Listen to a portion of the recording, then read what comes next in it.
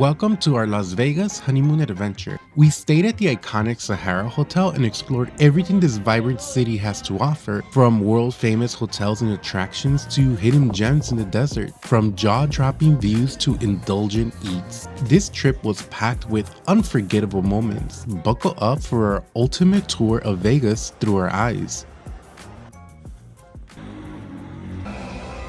We kicked off our adventure at the Sahara Hotel, a sleek and modern oasis on the northern end of the strip. Arriving at this iconic spot felt like stepping into a stylish dream. The inviting poolside vibes, the shimmering lights of the lobby, and the unexpected recording which led to this video, and that incredible view from our room.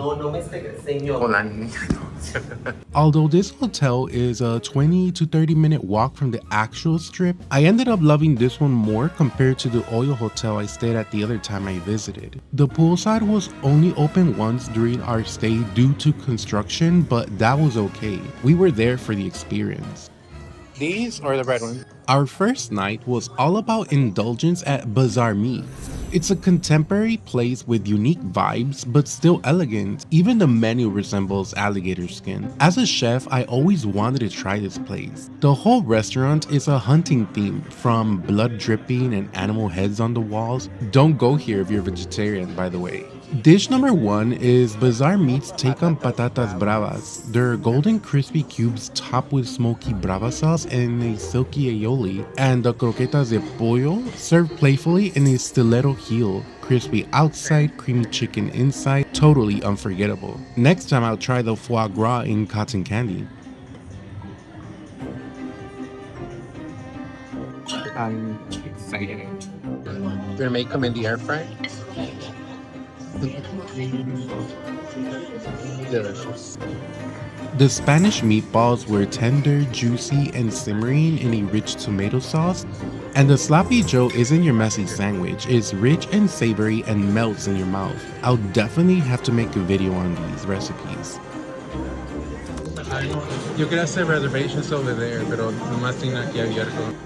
I asked politely if I could film. I just had to capture this. Their open kitchen instantly brought me back to my own time in the food industry. We were limited since it's not a reservation and we had more things to do.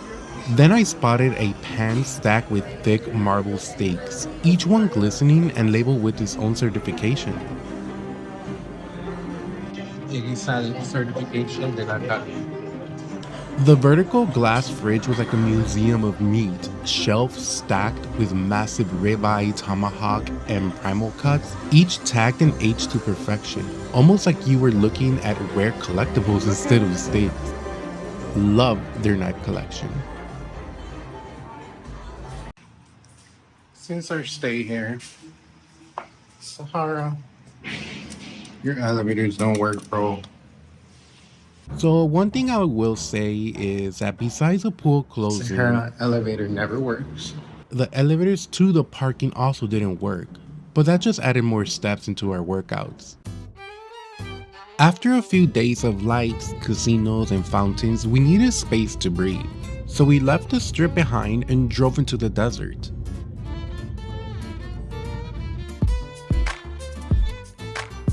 About 25 minutes outside of Vegas, these stacked neon boulders rise out of the dirt like a glitch in reality. It's called the Seven Magic Mountains, an art installation by a Swiss artist, built in 2016 to bring human presence into the desert landscape. Each tower is made of massive, locally sourced limestones. We took advantage to take some cool photos, and the place was not as crowded, as most people don't go to Vegas to see an art installations in the desert, but we just had to. And then this little storm started rolling in, a skinny dust devil right in front of us. We were already in the car watching it twist like something out of a movie. Later, we found this hiking trail. No markers, no people, just desert and mountains in the distance. I kept thinking, what if we're not supposed to be here? I grew up in cities and this felt like Mars. You never realize how loud the city is until you're standing in the middle of nowhere and feel like you're being swallowed by the silence. There were antholes and lizards I couldn't see, Esas son las rojas esas que... Yeah, the ones that bite. But I knew they were watching us. We found this random little place called Pioneer Saloon, built in 1913. It's one of the oldest saloons in Nevada, and I'm not exaggerating when I say this was one of the best meals I had in all of Vegas. Next stop on my Vegas walk, the Wynn Hotel. Before you even step inside, there's this little peaceful moment. A cascading waterfall framed by pine trees. The Wynn is known for its polished elegance. It's the kind of hotel where even the ceilings feel like couture. Inside you'll find high-end boutiques like Bulgari, Chanel, and Dior lining halls that look like a palace lounge. The air smells faintly floral, the music is soft, and everything whispers refined opulence. But my favorite part, this stunning floral carousel that actually spins, covered in fresh flowers and tucked under twinkling lights. Nearby, a hallway of enchanted trees dripped with blooms and fairy lights. I didn't shop or gamble here, I just wandered, and sometimes that's the best way to experience Vegas. If you're short on time but still want to feel the pulse of this trip, the Linq is the perfect blend of neon energy, casual shopping, and food spots that almost convince you to stay longer. We didn't get to film the outdoor mall this time, we were on a mission, straight to the high roller. Watching the strip fade below us and seeing the sphere glow like a planet from another world actually made Vegas feel small for a second. It's surreal, peaceful even, floating above the chaos with nothing but reflections and lights. Afterwards, we did end up visiting their outdoor strip mall with lots of shops, soap shops that look like desserts. If you want an area that is very busy but less Vegas, definitely stop by the Linq. Next stop, Fremont Street, where old Vegas still knows how to party. You walk in and it hits you. Neon dreams, music blasting from every direction, and that wild video ceiling stretching overhead like a technicolor sky. This is the original Las Vegas Strip. Before the Bellagio fountains and the billion-dollar resorts, Fremont Street was the main character, and it still knows how to steal the show. There's live music, flying zipliners overhead, but then you spot it, pink box donuts. You step inside and it's like walking into a sprinkle-filled fever dream. Over 70 flavors and merch everywhere. Teas, mugs, hats. I ended up picking one shaped like a little pink poop.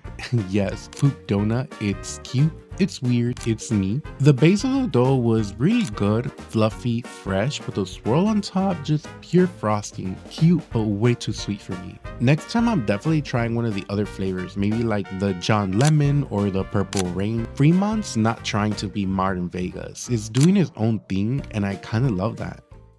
This stop takes us back in time, not just to the world of Hawkins, Indiana, but to my own honeymoon in 2023. This pop-up isn't around anymore, but I had to include it because if there's one thing that Vegas does exceptionally well is pop-ups. They appear, sparkle, and vanish. Know that the strip is full of these kind of immersive experiences. You enter the Stranger Things experience and right away, boom, there's this massive creature looming at you. It was creepy and cool, and it instantly pulled us into the upside down. The space is split into a few sections and it really felt like stepping onto a Netflix soundstage. The lighting was cinematic and the sets were detailed. There's a huge area just for selfies, like a mini movie studio made for Instagram. Neon lights, prop setups, dramatic angles. You could spend a whole hour just taking pictures in there, and yes, I did. Every corner was a different scene from the show, and somehow it didn't feel cheesy, it felt fun. Then came the merch, and when I say merch, I mean merch. Netflix Stranger Things, Hellfire Club, Demogorgon plushies, themed jackets, posters, mugs, like you name it, they had it.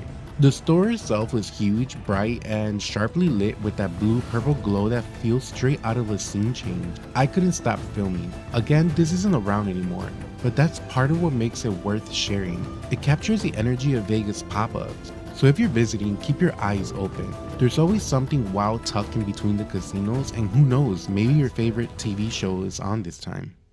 Next stop, my favorite hotel, the Luxor. Very science and history themed, right up my childhood interest besides anime. If you've never taken the tram in Vegas, you're not alone. I didn't even know you could take it, but thanks to Diego, we did, and I'm so glad we did. If you need a walking break, this will make your day. Just be careful and pay attention to the stops or else you'll get out on the wrong one, as this tram connects a few hotels. Watching the hotels come into view from the tram windows as the sun starts to set gave the whole ride this golden glow, and then suddenly there it is. The Luxor. Towering, golden, ridiculously massive, and that Sphinx, I mean, it's not just decoration, it's a moment. I felt like I was stepping into a Lara Croft Tomb Raider and Indiana Jones movie set, the closest to Egypt I've ever been. Even the walk to the hotel from the lobby is as detailed as it can be.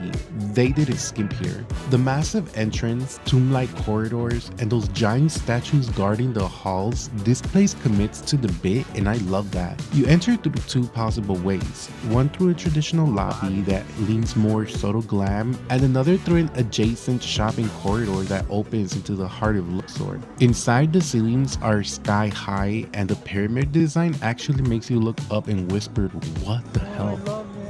There are restaurants, shops, and one very surreal moment, the Titanic exhibition, along with the Bodies exhibit, which I've seen before, and a keen touch experience that I'll have to save for the next visit. This might seem random, but trust me, it's worth it. You can't miss it. As you approach, there's a giant model of the Titanic that feels like a movie prop. It's eerie and it feels like you're in the movie. Inside you'll find real artifacts pulled from the wreck site, rusted tools, keys, and fixtures that somehow survived decades underwater, elegant dinnerware from the ship, all stacked beautifully in glass cases. It makes you think about the people who held them and who ate off of them. A recreated deck that lets you stand beside a railing and look out into a pitch black sea full of stars and a literal iceberg you can touch. Your brain kind of whispers, "This is what did it?"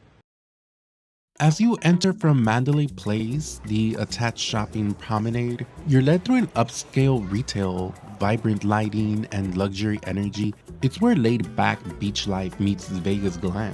The Shark Reef Aquarium at Mandalay Bay is not just an aquarium, it's an immersive jungle temple experience. You're not just walking through a glass tunnel, you're entering a sunken Mayan ruin filled with exotic wildlife. The entire exhibit is designed to feel like a forgotten temple reclaimed by nature and marine life. Mandalay Bay isn't just a hotel, it's a tropical escape tucked into the Las Vegas Strip, styled with a golden glow and Southeast Asian influences, palm trees, cabana vibes, and soft golden tones. When you first enter the Shark Reef Aquarium at Mandalay Bay, it doesn't feel like an aquarium. It feels like you're stepping into something ancient. Stone walls, torch-lit corridors, the remnants of a sunken ship swallowed by the sea. There are tanks built right into the ruins, glowing from within the treasure chest cracked open.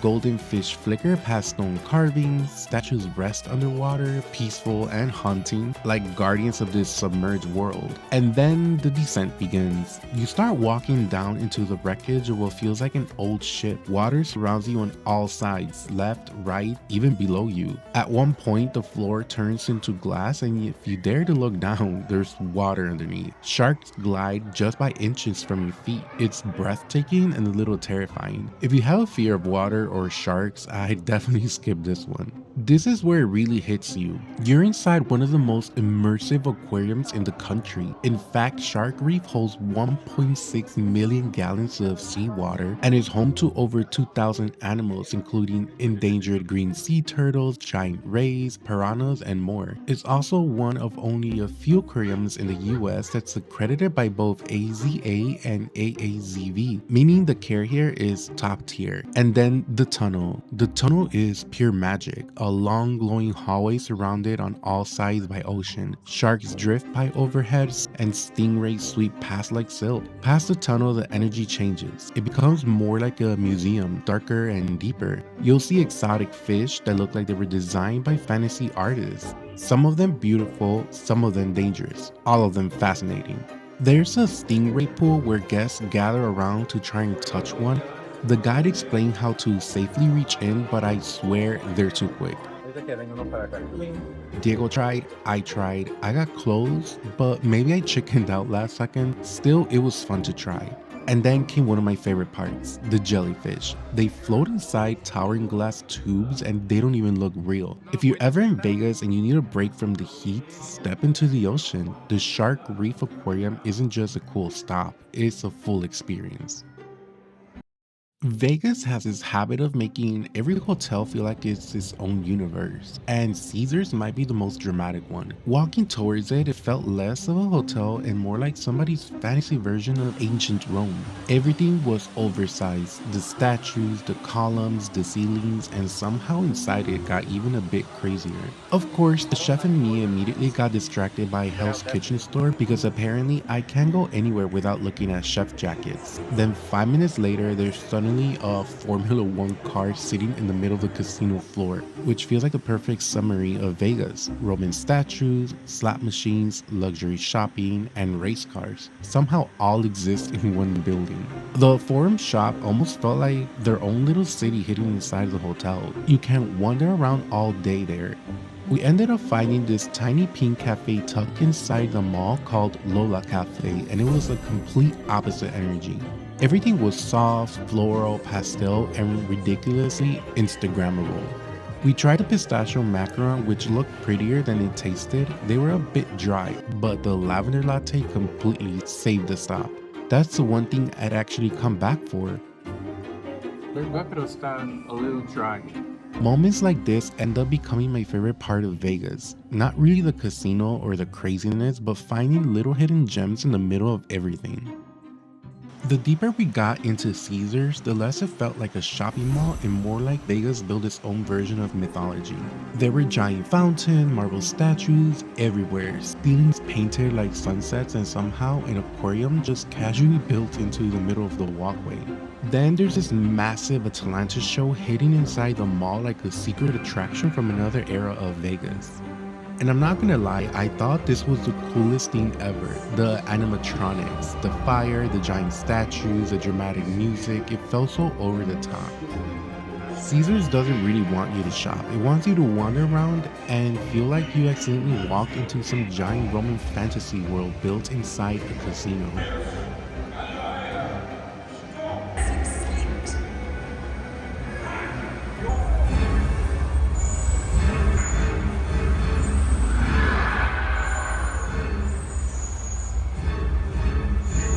We're no longer at Caesars. This is Bellagio. And if you've never walked in from this side, it already feels like you're crossing into a different world. You pass through these golden walls and suddenly there it is. Welcome to Bellagio. From this entrance, you can look back out and catch the Paris statue from across the street, almost like Europe peeking in to say hello. Inside, the lobby opens up and everything turns warm. Gold tones, marble floors, and then you reach what in my opinion is completely unmissable, the Bellagio Conservatory and Botanical Gardens. This isn't just a pretty hotel display, it's a living art installation that changes multiple times a year. Since the resort opened in 1998, every single season, a massive team of horticulturists, designers, and engineers transform this space by hand. Tens of thousands of fresh flowers, no shortcuts, no replicas, everything is real and everything is temporary. This visit, the theme was nature, Mother Nature herself, imagined as this human-shaped vase, her hair made entirely of flowers. Hanging blooms float overhead, sculptures rise out of petals and greenery, and the whole room feels alive. Giant hummingbirds covered head to toe in flowers hover mid-air, frozen in motion. You'll notice everyone doing the same thing here. Phones out, videos rolling, people slowing down without even realizing it. It's one of those few places on the strip where no one seems to be on a rush. And yes, you can actually dine inside it, but you have to plan way ahead. Reservations open far in advance and they disappear fast. What makes this place even more special is knowing it never stays the same. When I came back with my sister later on, the entire conservatory had transformed into a fairy-themed world. Completely different energy, fantasy landscapes, floral fairies, bridges wrapped in flowers, trees blooming from every angle. It felt like stepping into a storybook. Same space, same structure, but an entire new universe built on top of it.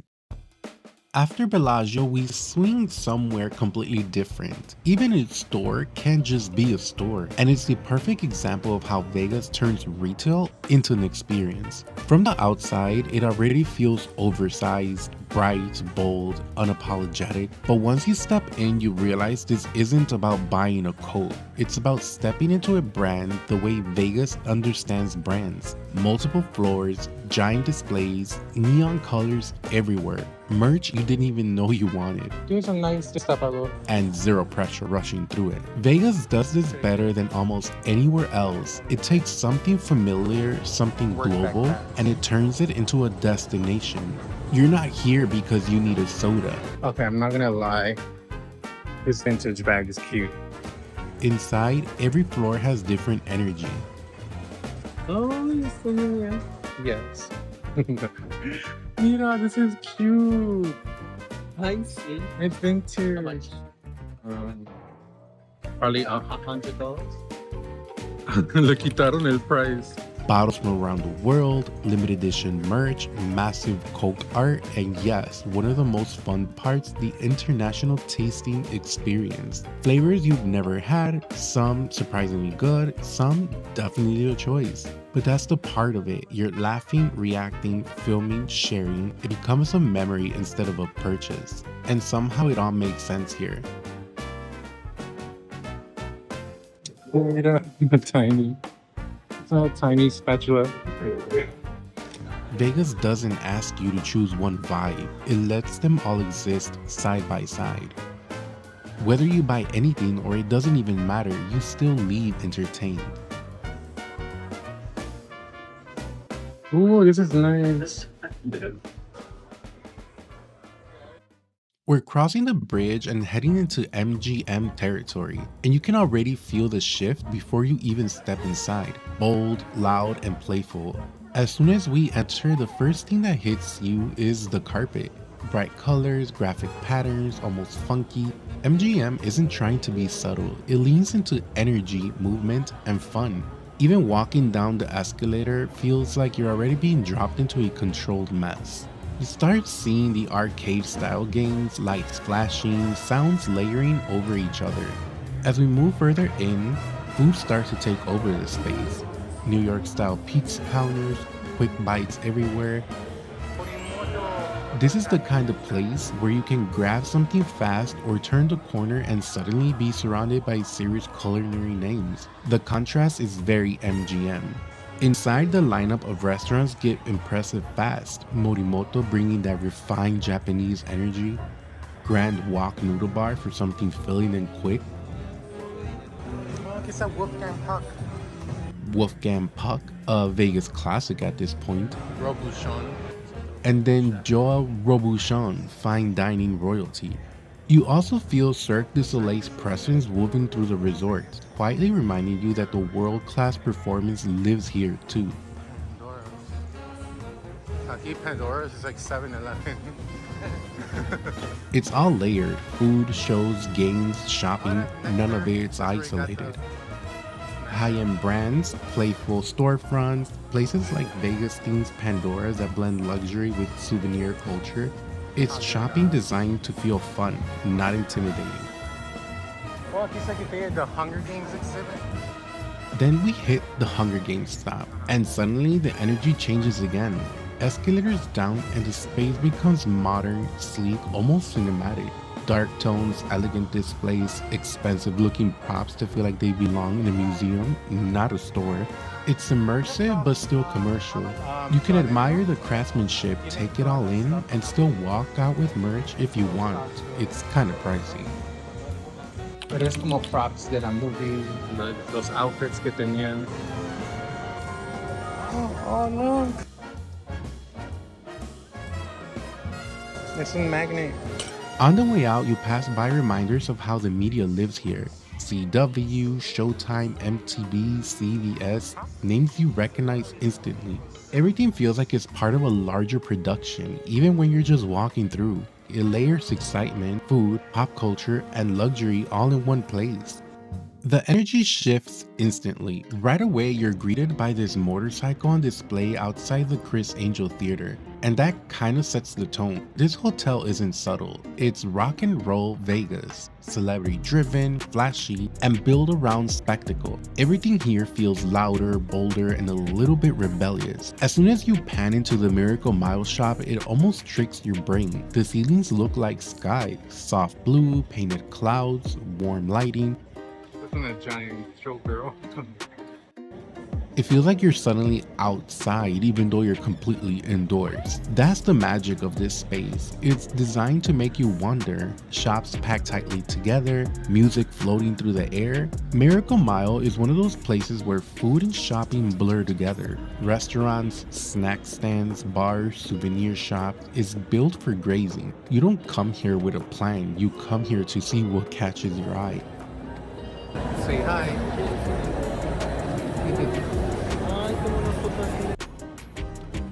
And for us, that was Coccolini. The monk watermelon? Oh my god.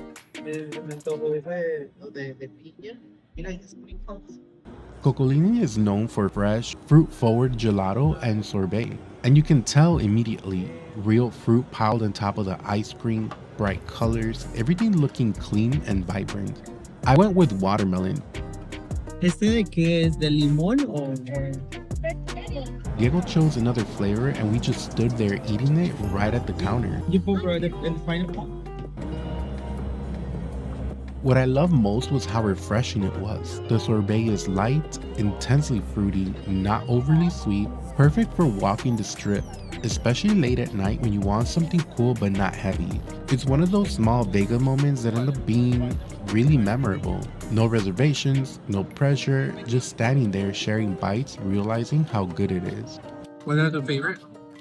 Pineapple. Pineapple. El de sandía está bien. ¿La casa de la muñeca? ¿Ah? Yo. Aquí posando cosas.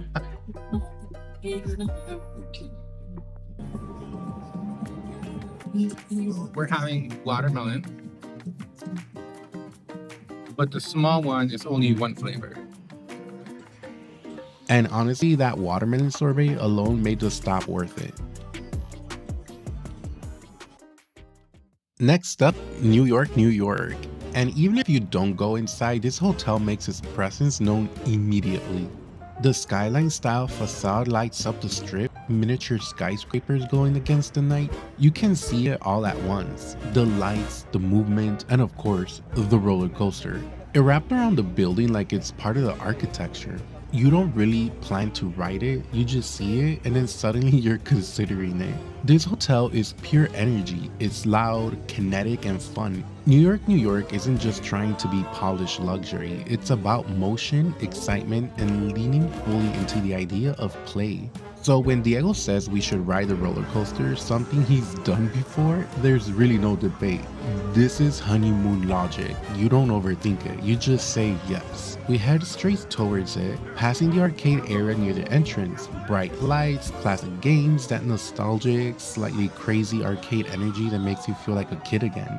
And then that's it. We put our things away in lockers, phone included, and the cameras stop rolling. And that's where this stop ends. Quick, spontaneous, and very us. We passed by the Venetian, and even just from the outside, it's unmistakable. This is Vegas at its most romantic, soft glowing light, grand Italian architecture, and that sense of old world drama, turned up just enough to feel magical. Even without stepping inside, the Venetian is famous for recreating Venice itself. Canals, gondolas, singing gondoliers. It's one of those hotels that doesn't just reference the place, it fully commits to the illusion. Standing here looking up at the facade, it still works. It's timeless in a city that's always changing. Excalibur at night really leans into fantasy, glowing, bold colors, and that unmistakable medieval silhouette standing out against the strip. It feels playful and dramatic, like Vegas decided to build a storybook and light it up. Walking towards it, the scale becomes part of the experience. It's not subtle, and it's not meant to be. Excalibur is one of the most theme-forward hotels in Vegas, inspired by the legend of King Arthur, and it fully commits to that idea. You're not just entering a hotel, you're stepping into a setting. Inside, the atmosphere shifts again. The lighting turns moody, almost theatrical.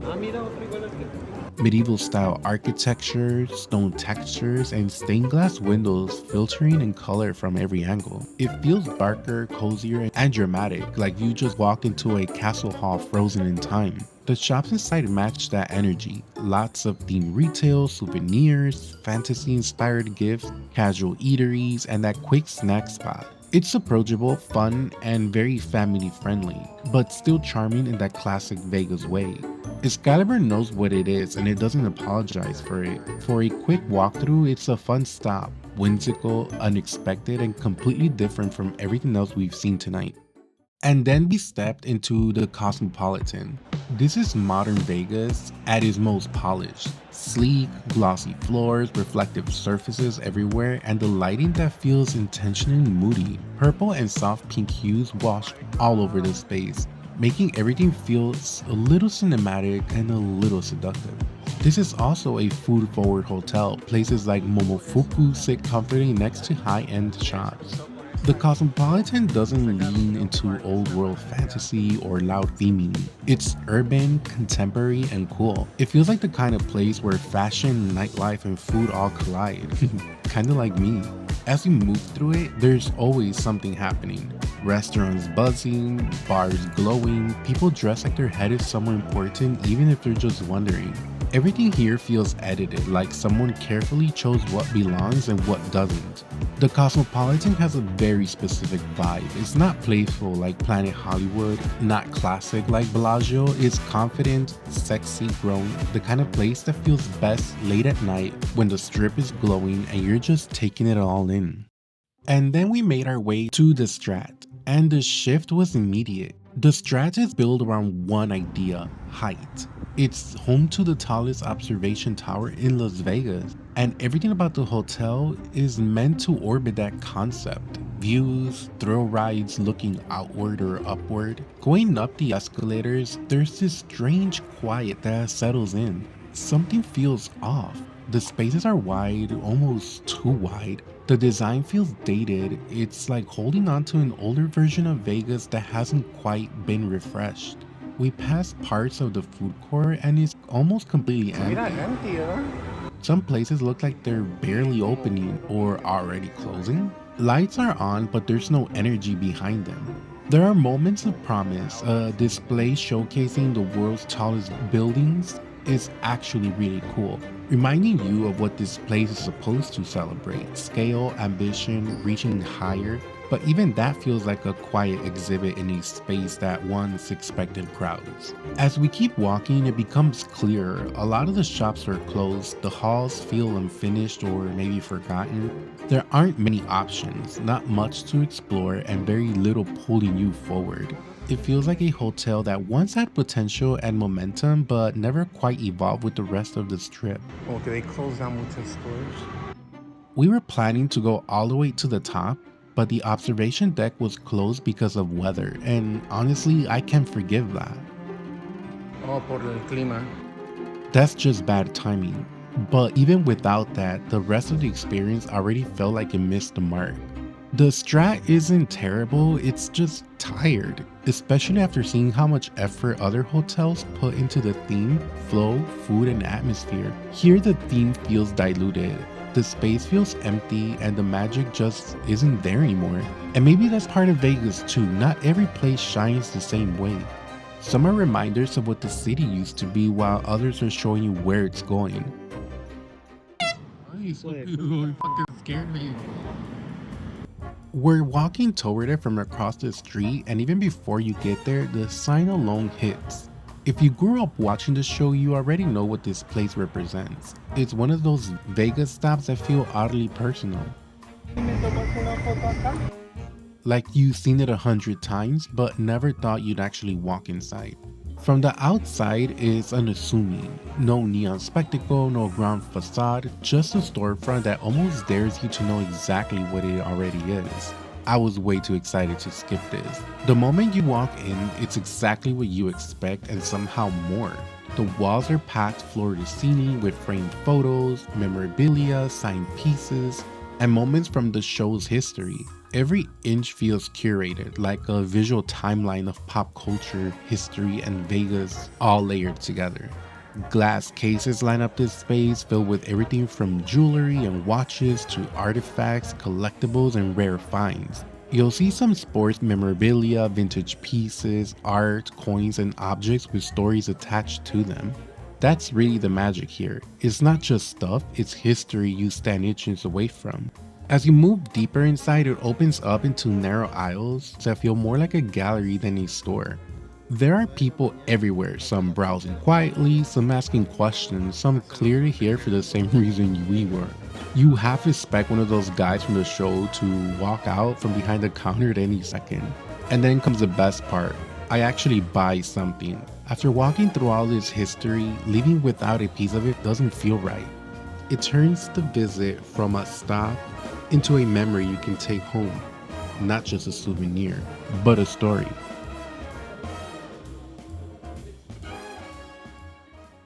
We end the night back where it all started, at Sahara.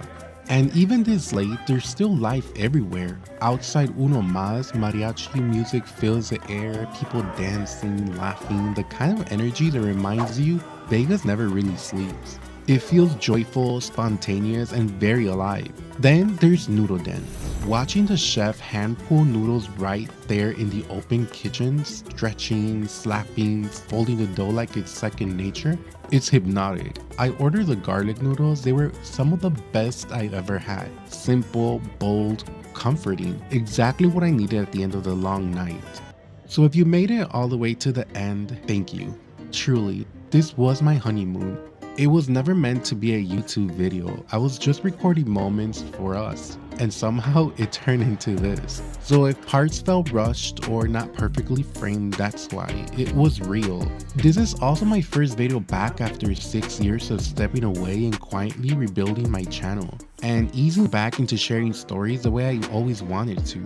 And of course, cooking. And this is just the beginning. I have full trips coming: London, Japan, Colombia, Mexico, and those were meant to be filmed. So stay tuned for those. Thanks for being here, thanks for watching, and I'll see you on the next one.